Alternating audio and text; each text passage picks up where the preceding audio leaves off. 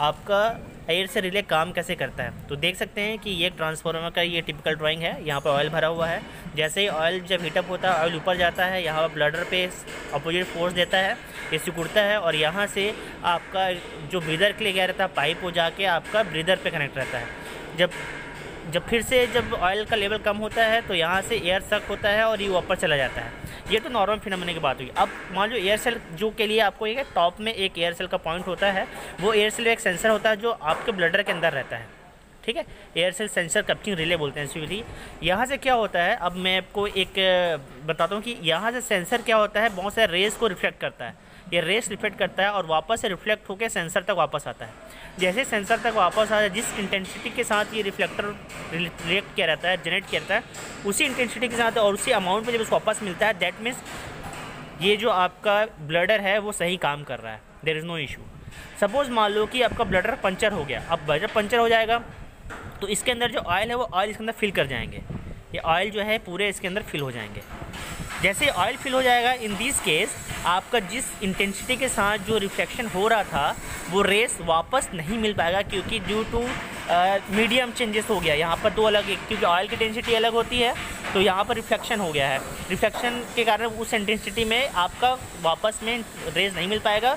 और इसका सेंसर होता है, एक रिले पे जाता है, रिले का आउटपुट होता है, इसको हम MBR बोलते हैं या BBR बोलते हैं। ब्लडर कैप्चर होता है यहाँ पर, जो ब्लडर को जो अगर ब्लडर पंचर हो गया तो उसका सेंसर यहाँ पर आता है।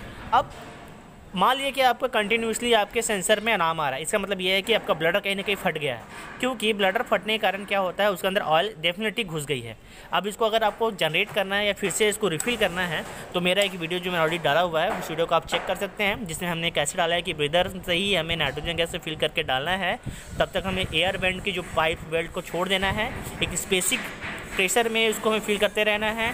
इसका डाटा दिया था कितने बार तक उसको फिल करके रखना है। हर एक ट्रांसफार्मर का अलग अलग हो सकता है, उसके बार को आप देख सकते हैं। तो this is a continuous phenomena कि कैसे आपका एयर रप्चिंग रिले काम करता है, उसका यूज़ क्या होता है, वो ट्रांसफर प्रोटेक्शन में काम कैसे करता है। होप तो आपको क्वेश्चन का आंसर मिल गया होगा। ट्रांसफार्मर के आउटर प्रोटेक्शन में यूज़ होना सबसे अच्छा इक्विपमेंट वो है एयर सेल के बारे में। जैसे हमारे पास एक सिंपल सा ट्रांसफार्मर दिख रहा है, ये ट्रांसफार्मर है और ये ऑयल फिल्ड ट्रांसफार्मर है। इसमें आप देखें कि अलग अलग इक्विपमेंट है। फ़िलहाल हम बात करेंगे आज हमारे कंज्यूमर टैंक में लगे हुए एयर सेल के बारे में।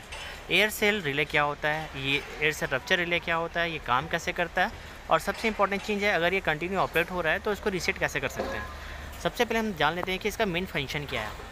तो जैसे मैंने अपना एक ऑयल फिलिंग प्रोसेस का वीडियो बताया है, जो आपको लिंक मिल जाएगा, उससे मैंने बताया है कि जैसे ही जब ट्रांसफर अपने फुल लोड में होती है और जब गर्मी का मौसम रहता है तो क्या होता है कि अंदर का ऑयल एक्सपेंशन होता है, और वो एक्सपेंशन क्या होता है, कंज्यूटर टैंक तक इफेक्ट करता है, क्योंकि कंज्यूटर टैंक ऊपर लगा रहता है, ट्रांसफार्मर के एक्चुअल जो लेवल होता है उससे ऊपर लगा रहता है, ठीक है। ये कंज्यूटर टैंक ऊपर लगा हुआ है, ये ऊपर लगा हुआ है, ठीक है। अभी क्या होता है, जैसे ही यहाँ पे एक्सपेंशन होगा ऑयल का, तो ऑयल जैसे एक्सपेंशन होगा तो वो सबसे पहले ऊपर तक जाएगा, और हमारे जो अंदर में एयर बोलते हैं या तो ब्लडर बोलते हैं या एयर सेल बोलते हैं, तो उसके अंदर नाइट्रोजन भरा होता है और ये ऊपर अपोजिट फोर्स देता है। जो नाइट्रोजन का जो होता है, वहाँ पे एक पाइप देखना है, ये पाइप जो है एयर सेल से जुड़ा हुआ है और यहाँ पे ब्रीदर है, इस ब्रीदर में आके बाहर निकलता है। इससे जैसे बाहर निकलता है आपका फिर से वो अपने एडजस्टेबल लेवल पहुँच जाता है, और जब ट्रांसफर लोड से कम आता है तो वापस फिर से यहाँ से जो अपना एयर सक करता है और वो ब्लडर अपने प्रेशर में आ जाता है, क्योंकि अंदर वैक्यूम रहता है तो वो एडजस्टेबल होता रहता है। अब हम देखते हैं कि मान लो कि एयर सेल रिले हमारा जो ऊपर दिया हुआ है वो बेसिकली काम कैसे करता है। एयर सेल हम देखेंगे, ये सबसे पहले एयर सेल, ये सब जहाँ पर आपका मेन ये जो है ना एयर सेल, ठीक है, ये आपको थोड़ा सा दिख रहा होगा, एयर सेल है, ये आपके ट्रांसफर कंज्यूटर का टैप में रहता है, और इसके अंदर एक सेंसर होता है, वो सेंसर आकर डायरेक्टली जाके जाता है ब्लडर के अंदर जाता है। ब्लडर के जैसे ही वो अंदर जाता है, मैं एक स्टेमिक ड्राइंग भी बनाऊंगा, ब्लडर के अंदर जाता है और अंदर में जाने के बाद क्या करता है, उससे एक आउटपुट निकल के आता है, जहाँ पर हम ये MB में आके हम लगाते हैं। वो सेंसर क्या करता है, एक ऑप्टिकल रेज जनरेट करता है। जो ऑप्टिकल रेज जनरेट करेगा वो इनसाइड द ब्लडर ही आपका रिफ्लेक्ट होकर वापस मिलता है।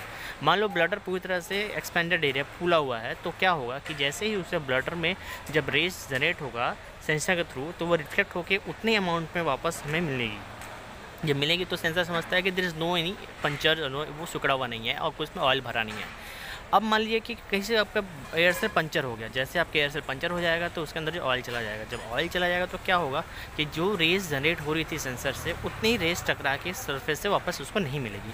तो वो सोचता है कि यहाँ कहीं ना कहीं जो रेस की इंटेंसिटी है वो कम है, और उसके कारण क्या होगा कि वो सोचेगा कि यहाँ पर कुछ ना कुछ दिक्कत है। तो वो सोचेगा कि ब्लडर में या तो ऑयल घुस गया है या ब्लडर फट गया है या उतना एरिया उसको नहीं मिल रहा है। तो वो क्या करता है, वो डायरेक्ट हमारा इफेक्ट देता है एयर सेंस रप्चरिंग रिले का, जो हमारे चेहरे आता है। अब इस केस में अगर मान लीजिए ऑयल सेंसर में आपका अगर कोई दिक्कत आ रही है तो आप समझ सकते हैं कि आपका तो ब्लडर पंचर हो गया है, ऐसे ही तरह से उसमें नाइट्रोजन गैस नहीं है। ठीक है, तो आप एक काम करो, उसमें आप डायरेक्ट एयर सेल भरने का चार्ज करने का जो प्रोसेस है उसके लिए मेरे वीडियो को लिंक देखिए, और बाकी आपको इसमें कुछ है तो इस